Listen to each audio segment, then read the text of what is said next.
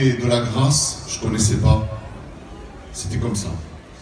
Et donc, j'ai grandi comme ça. Alors, je le dis, moi j'ai mes parents, ils sont là ce soir et c'est la première fois qu'ils viennent à la convention. J'ai été élevé dans un foyer qui n'était pas chrétien, mais que mes parents m'ont toujours appris le respect des gens. Dans le respect de... Vous savez, on n'est pas obligé d'être chrétien pour être gentil et pour bien élever ses enfants. J'en ai la preuve, j'ai été bien élevé, je crois, et je remercie Dieu pour ça, surtout mes parents. Juste pour vous dire que j'ai été élevé comme ça, et donc toute ma vie a été faite d'amusement, de sorties, de boîtes, d'alcool. On écoute souvent des garçons venir derrière le micro et puis, excusez-moi, dire qu'eux c'était des drogués et des personnes qui faisaient plein de choses. Moi j'ai jamais touché à ces choses-là, parce que j'avais des parents qui étaient derrière moi. Et donc, ma vie elle a grandi comme ça, et moi j'avais une passion dans ma vie. Peut-être que c'était pas la drogue, c'est sûr, mais moi j'avais une passion, c'était le rugby. Alors pour certains, hier j'ai écouté un frère qui parlait lui de ce qu'il tenait, mais vous savez, il n'y a pas que l'alcool, la drogue ou la cigarette. Il y a plein de choses qui nous tiennent dans ce monde. Et moi ce sport-là, c'était quelque chose qui me tenait vraiment. Et à l'âge de 20 ans, mon père a arrêté les fêtes, et il s'est mis sur la région de Montauban, de là où on est, et parce que je joue au rugby là-bas.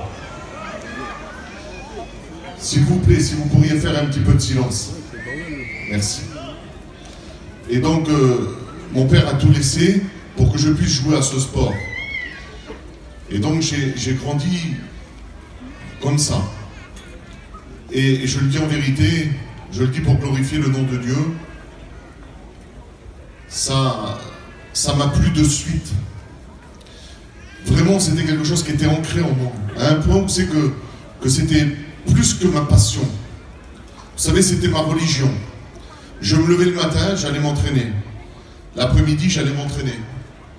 Quand il est arrivé samedi, dimanche, je partais, des fois en quart, on partait 2 jours, 3 jours.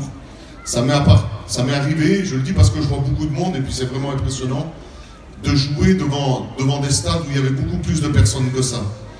J'ai joué la Coupe d'Europe, je suis parti jouer en Angleterre, et pour vous dire que c'était vraiment quelque chose qui me tenait. Et donc, ma vie, elle a commencé comme ça. J'ai eu ma jeunesse sans connaître les réunions. Et puis un jour, j'ai fondé un foyer, ma compagne voulait aller aux réunions, et puis ça n'allait pas. Lorsqu'elle voulait aller à la réunion, je le dis à maman, parce que ça fait partie de mon témoignage, et ben je criais avec elle, et puis des fois j'arrivais à faire des choses qu'elle n'allait pas. Et puis on s'est mariés, on est partis, et puis un jour, un de mes cousins est venu vers moi, et puis il m'a dit, toi aussi ta femme a mis le foulard. Et puis mon orgueil était tellement grand que je suis rentré chez moi, j'ai tapé ma femme, j'ai failli me battre avec mon beau-père, avec mes beaux-frères. J'ai pris la Bible, j'ai jeté la Bible dehors, et puis ça n'allait pas du tout. C'était quelque chose qui était pas convenable pour moi. Moi, j'avais tous les droits. Et elle n'avait rien droit.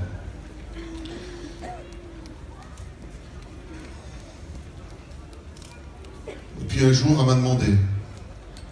C'était en 2009. Je vous dis ça parce que un an avant, je devais partir en Alsace travailler. Et puis lorsque je suis parti, je me suis arrêté sur une mission. Vous savez, le diable veut arrêter les missions. Mais l'œuvre de Dieu est plus grande que le diable. Je me suis arrêté sur une mission pour 1 semaine, j'étais jamais parti. Et puis là, j'ai vu moi qui étais plein d'orgueil, moi qui étais plein de fierté. Pourtant, j'étais un garçon très gentil, j'aurais pu parler avec n'importe qui, j'ai plein de copains. Mais j'étais plein d'orgueil. Et lorsque j'ai vu ces garçons, j'ai dit, Seigneur, moi, je me considérais être quelqu'un excusez-moi, c'est par rapport à ce que je faisais dans le monde au rugby. Les gens me reconnaissaient, je vous dis, ça m'est arrivé de signer quelques autographes. C'était comme ça, donc je croyais que j'étais quelqu'un, je croyais avoir gagné quelque chose. Et lorsque je suis arrivé sur cette mission, j'ai vu ces hommes, ces chrétiens, ces chrétiennes, qu'ils avaient quelque chose que même en faisant ce que je voulais dans le monde, je n'aurais pas pu l'obtenir. Ils avaient la paix de Dieu. Ils avaient un amour que je ne comprenais pas. Et puis Je devais rester une semaine avec eux, j'ai resté 3 mois. L'année d'après, ma femme m'a demandé de se baptiser. Je lui ai dit, écoute, vas-y, baptise-toi, mais moi je ferai ce que je veux encore plus. Donc elle allait aux réunions, moi je faisais donc toujours ce sport et j'allais de partout. Et puis un jour, en 2010, j'ai passé par un problème dans notre famille. Et puis moi, je savais que je ne pouvais rien.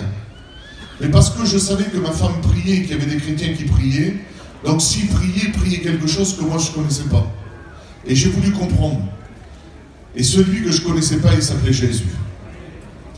Alors lorsque le problème est arrivé, j'ai